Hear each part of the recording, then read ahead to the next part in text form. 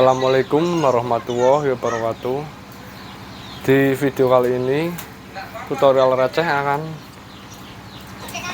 menjelaskan atau memilih cara memilih burung yang bagus ya, yang memilih burung merpati tinggian yang lost door yang mantap ya. Ini walaupun pijikan ini ya, pijikan, tapi dia punya potensi yang luar biasa ini. Walaupun jambrong nih. Untuk pertama-tama ini cara pemilihannya, bagian dada ini ya,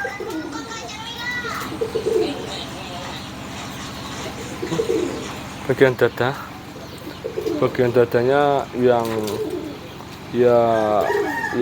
tebal besar, dan bagian badannya itu condong ke depan. Badannya condong ke depan.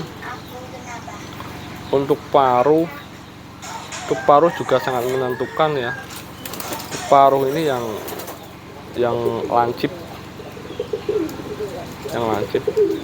Untuk bagian mata, pokoknya mata yang bening, kering, dan tidak berair ya, pokoknya kering itulah ya.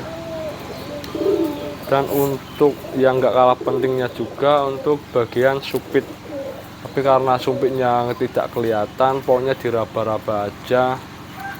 Kalau ini menurut versi saya ya, nggak tahu kalau untuk para suhu yang udah lebih duluan berkecimpung di dunia merpati.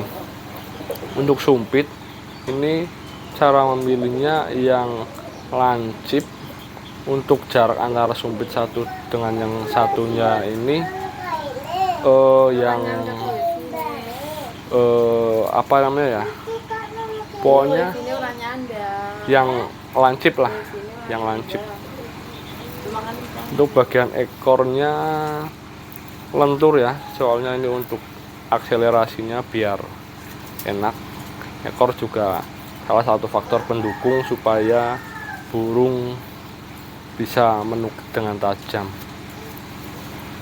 Untuk masalah lar ini ya, untuk lar, karena ini masih piyik juga,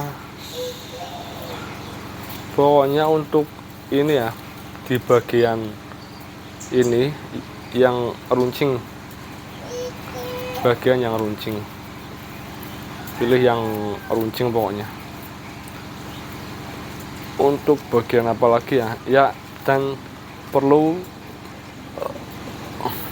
subscriber ketahui juga, untuk bermain burung merpati itu tidak cuman dari faktor burungnya aja, tapi juga faktor hoki. Ini saya bicara tentang faktor burungnya terlebih dahulu. Untuk faktor burungnya, walaupun alat sandangan udah mapan semua, udah oke semua, tapi kalau untuk mental burungnya, mental kan berarti kan kita nggak bisa tahu kan ya, mental itu berarti dari terah itu, dari bapaknya lagi, terahnya harus bagus dulu. Kalau terahnya udah bagus, kita lihat anak-anaknya ini. Kalau anak-anaknya dari terah yang bagus, kalau bahan sandangannya atau alat-alatnya bagus, itu udah pasti bagus teman-teman. Tapi kalau kamu memilih burung dengan sandangan alat yang bagus di pasar, itu kita nggak tahu mental atau karakter dari burung tersebut. Jadi walaupun alatnya bagus, tapi belum tentu burung bisa jadi bagus, karena faktor yang pertama itu sebenarnya mental itu dari terah-terahnya sebelumnya gimana kerjanya terlebih dahulu. Contoh misal kayak gini, soal mental nih ya, bicara soal mental. Kalau misalkan mental, kamu ini kamu mengendarai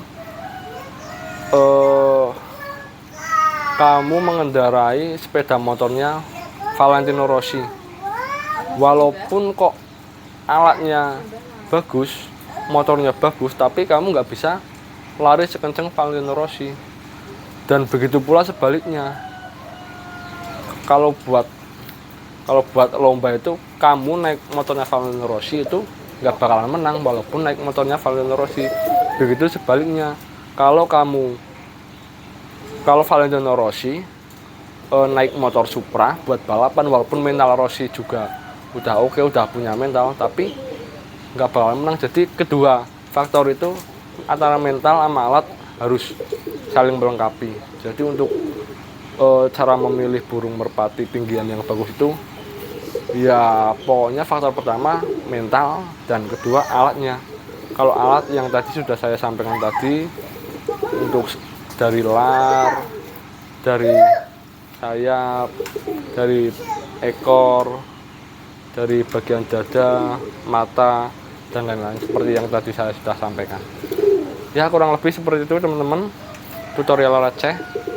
Jangan lupa like, subscribe, dan komen.